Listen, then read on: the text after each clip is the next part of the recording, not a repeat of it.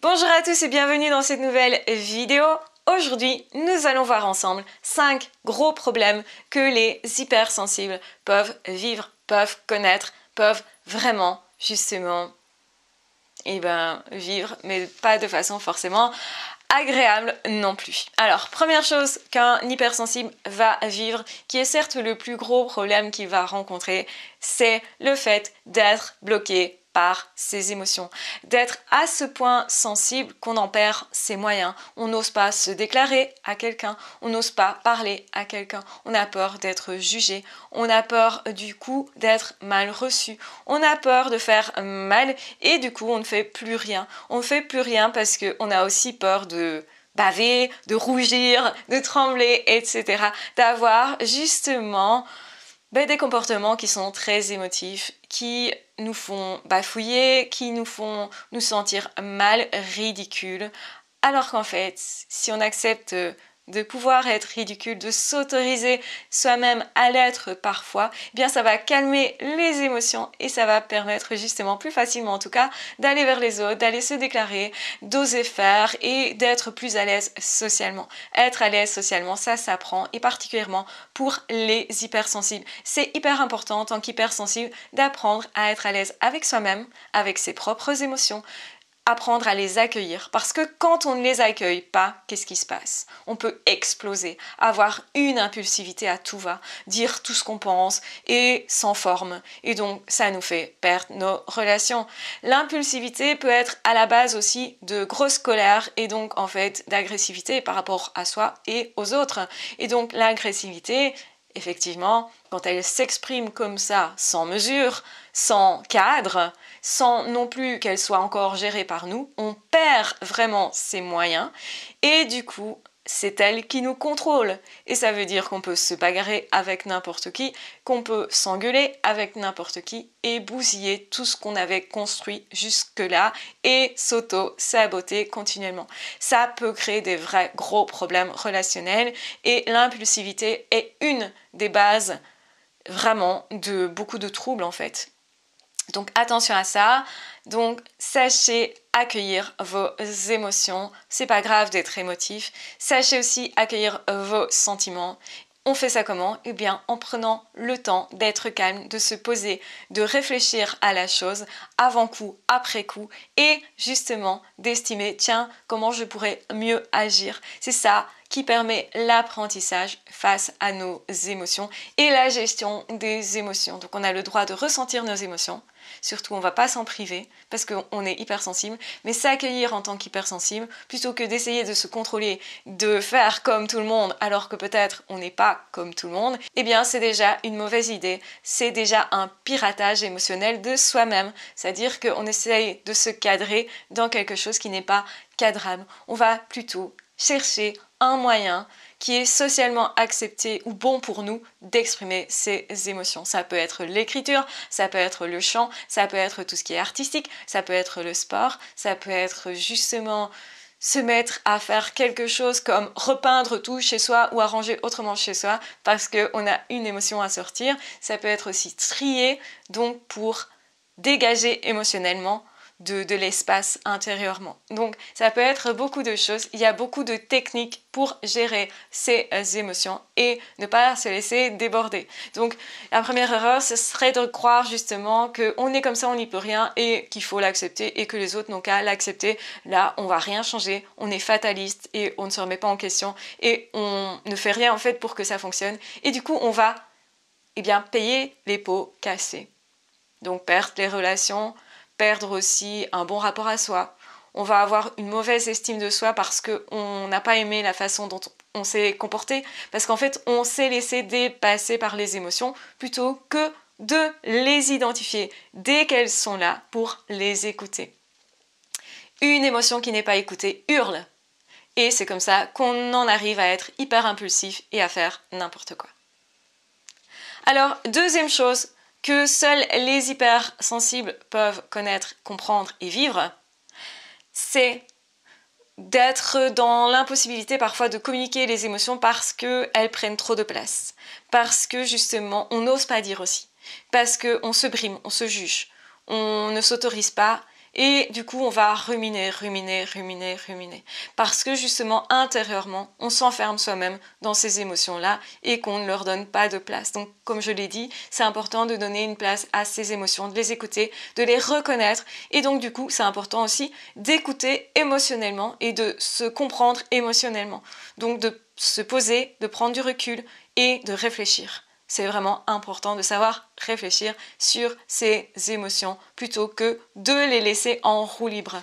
Et c'est justement ça le problème, c'est que parfois, quand on a beaucoup d'émotions, on n'arrive plus à réfléchir, on n'arrive plus à raisonner, on n'arrive plus à se concentrer, on n'arrive plus en fait, et on va nous dire, bah tu es TDAH en fait. Donc tu es perturbé tellement par tes émotions que tu n'arrives plus à te concentrer sur ce qu'il faut apprendre à ce moment-là, ou sur justement le fait de pouvoir être zen en relation. On est tellement happé justement par ces émotions, par des peurs finalement, qu'on se laisse complètement paralysé et on n'ose plus dire, on n'ose plus être, on n'ose plus faire. Aussi, on peut tout à fait ne pas savoir travailler, réfléchir, se concentrer, etc. Le troisième gros problème que seuls les hypersensibles peuvent connaître, c'est vraiment le fait d'être une éponge à émotions. Et du coup, de ressentir tellement ce que les autres veulent, leurs besoins, d'y consacrer tellement de temps, d'énergie, que finalement, on s'oublie. Et qu'on va aller, comme un chevalier servant, aider l'autre personne alors qu'elle ne nous a absolument rien demandé. Et en fait, c'est hyper intrusif ce qu'on fait là. Et on ne s'en rend pas forcément compte parce qu'on se dit, mais non, c'est de l'empathie, c'est de l'aide, c'est de la gentillesse que je veux apporter. Et c'est vrai que l'intention, c'était ça, sauf que ce qu'on fait, c'est justement, on s'oublie, on n'est pas gentil avec soi du coup.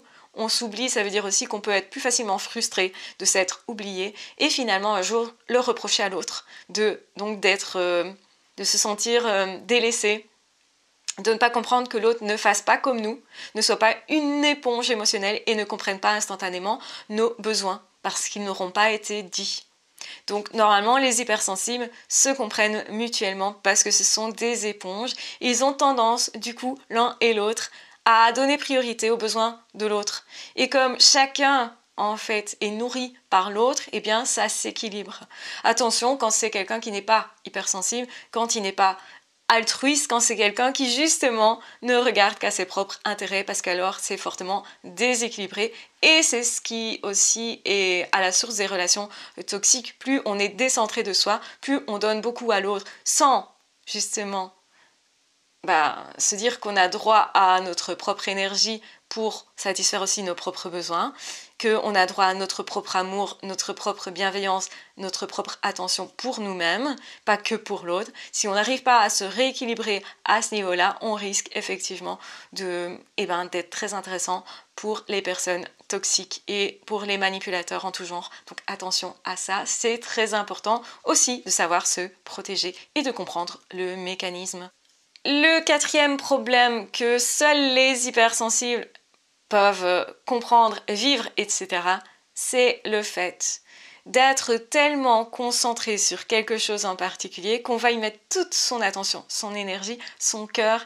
Et finalement, toutes ces ruminations, ça peut devenir des obsessions, justement parce qu'on y met beaucoup de sentiments, d'émotions, etc. Parce qu'on est très sensible, donc on est très sensible à cette relation-là en particulier, très concentré sur cette personne-là, et on est du coup ce qu'on appelle trop gentil, et du coup on sabote nos relations. Pourquoi ? Parce que finalement c'est trop, c'est beaucoup trop, l'autre reçoit une avalanche d'attention et c'est trop, et l'autre n'a peut-être pas besoin de ça, n'est pas encore prêt aussi pour l'amour, peut-être qu'on va trop vite émotionnellement, sentimentalement, qu'on s'investit trop vite et qu'on donne tellement tout, et l'autre se dit je n'ai rien fait pour mériter autant d'amour, autant d'affection et d'attention, c'est une personne qui me donne tout, mais sans me connaître suffisamment, donc je ne me sens pas aimée, et je me pose la question, qu'est-ce que tu projettes sur moi finalement ?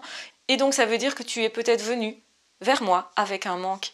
Et c'est vrai qu'en tant qu'hypersensible, on peut avoir des manques qui sont très profonds, des envies très particulières de relations profondes, intenses, fortes, et finalement les relations fortes ne sont pas forcément saines, ne sont pas forcément non plus adultes. On a plus tendance à être comme ça quand on est enfantin. Et ça ne veut pas dire qu'on doit s'empêcher d'avoir beaucoup d'émotions, etc. Mais ça veut dire qu'on doit faire attention au rythme de l'autre, à ne pas se laisser entraîner que par nos propres désirs dans ce cas-ci. Parce qu'on est trop, dans ce cas-là, centré sur nous, sur nos rêves, et on est trop en train de rêver à une relation, à de l'amour, à un couple, plutôt que vraiment construire avec l'autre, vraiment composer avec l'autre, parce que l'autre est autre, et c'est important de ne pas se laisser envahir par ce qu'on ressent soi. Le cinquième gros problème qu'un hypersensible peut vivre, c'est le fait de se faire arrêter par ses peurs, par ses échecs passés, par des traumatismes éventuels aussi. On s'empêchera de vivre, de choisir, d'être, de faire, d'être nous, parce qu'on se juge en fait, parce qu'on se dit « Ah, la dernière fois ça s'est mal passé, donc ça va encore mal se passer ». Finalement, on projette tellement sur l'autre ce qui va se produire qu'on ne le laisse pas être libre. En fait, c'est le cas des personnes qui ont vécu, par exemple, des couples à répétition et ça s'est mal passé, des rejets à répétition. Ces personnes hypersensibles vont avoir peur d'être rejetées alors que la personne en face n'a encore rien fait pour les rejeter. Du coup, ils vont se mettre en action inconsciemment pour saboter la relation, pour empêcher l'autre de les accueillir. C'est fou, mais c'est vrai, ça se remarque beaucoup. Dans les études psychologiques, on voit ça énormément. On voit énormément d'hypersensibles qui se sabotent. Ça va être le cas notamment des profils qui sont borderline, des troubles de personnalité borderline. La personne qui a ce trouble va avoir tendance à avoir peur du rejet et inconsciemment va créer ce rejet sans s'en rendre compte tout en le reprochant à l'autre et c'est ça qui est très pernicieux, c'est très souterrain comme ça. Donc la personne ne se rend pas compte qu'elle va tout faire pour se faire encore et toujours rejeter et comme il y aura de plus en plus de rejet, il y aura de plus en plus de peur, de traumatisme et de blocage émotionnel.